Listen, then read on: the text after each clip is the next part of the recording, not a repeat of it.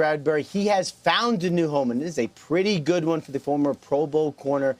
He has agreed to terms with the Philadelphia Eagles, gets a one-year contract up to $10 million, more than $7 million fully guaranteed. $7.5 million is its base, and the rest he can earn in incentives. And, this goes all the way back. Remember, the former New York Giants corner was on the trade market for months and months, and the Eagles were never involved. The Giants were never going to trade Bradberry to the Eagles. Once he became a free agent, the Eagles swooped in, signed him to a really nice contract, and now can install him on the other side of their defense opposite Darius Slay, a really important signing for the Eagles after the draft.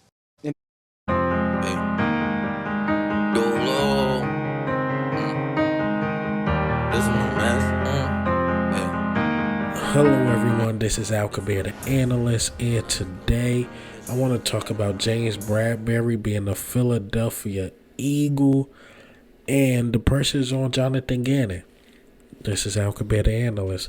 Look at this: A.J. Brown, James Bradberry, Hassan Reddick, Nakobe Dean, Jordan Davis. That's just on that list. But you got Kazir White, Zach Pascal, and look, man, this offseason just been great. Probably one of the best I ever seen in my lifetime. I'm hearing people that was fans longer than me because of age differences saying this might be the best offseason the Eagles ever had. You couldn't ask your GM for more to get the linebackers, to get the cornerback, to get the offensive lineman, the defensive lineman. What I mean by that, Jurgens to replace Kelsey. Got the receivers. Anything you need, you got. You can say safety if you want to push it to that level. But I personally believe Marcus Epps is ready. But let me say this. The pressure is on Jonathan Gannon. The pressure is on. You got a guy in James Bradberry who had a bad season last season, but the Giants scheme was trash last season. But just two seasons ago, he was nice.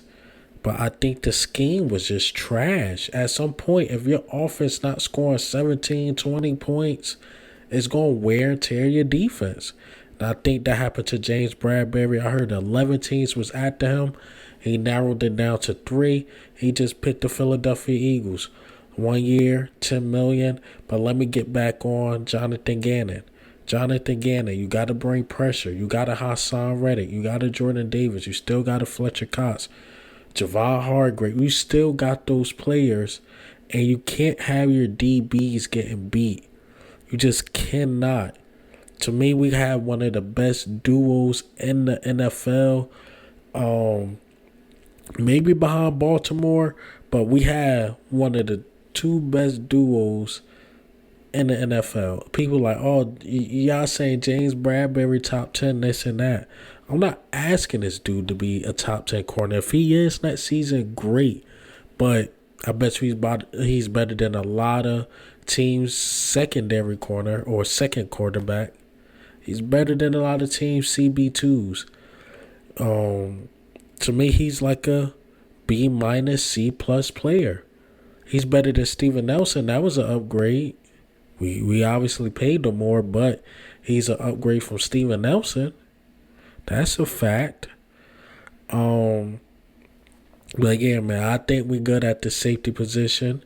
Jonathan Gannon got all the weapons he needs. He got to bring that pressure because you got two corners who can lock up, who can definitely lock up.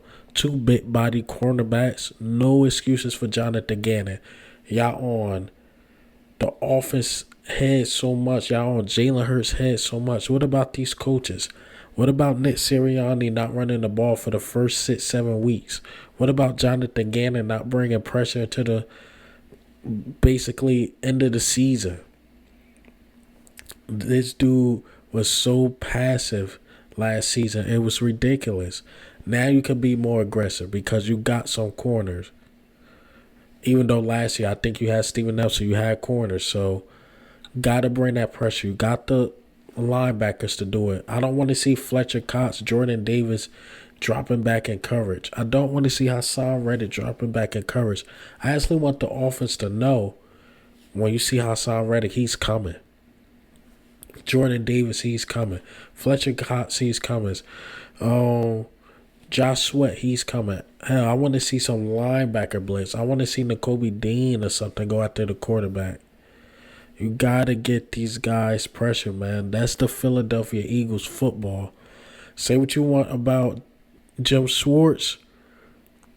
Sometimes he brought that pressure. But this dude, Jonathan Gannon, really don't. He plays scared, man. He plays scared. Out of all the guys you name it, Jonathan Gannon scares me the most. He have the most weapons on his side of the ball. So he got to make it happen. He got to make it happen, man. If not, you got to be looking for a new defensive coordinator. I like Jonathan Gannon on what he could possibly be. And this is the year to prove he can be that dude. He had multiple options to being a head coach. If he really want to be a head coach 2024, he got to show. He got it. He got to show he can command his defense, man. You got all the weapons and tools. All of them. Got to make it happen. But hey, man, what do you think and how do you feel about this James Bradberry signing? Is the pressure is on Jonathan Gannon or nah? It's still on Jalen Hurts heavy. Sorry for my voice. I'm a little bit under the weather. Sorry for being so late. Daytime job switching up on me, man. They called me back into the office. So the videos are going to be coming out late, man. Like some days I work from home. But this is Al Kabir, the analyst. Ghost.